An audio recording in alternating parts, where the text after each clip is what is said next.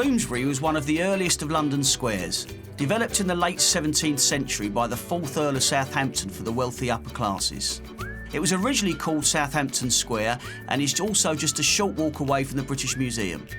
It is perhaps most famously associated with the Bloomsbury set, who were an influential group of associated English writers, intellectuals, philosophers and artists. In the gardens of the square is a statue of Charles James Fox, the former parliamentarian. And the main inhabitants these days are commercial.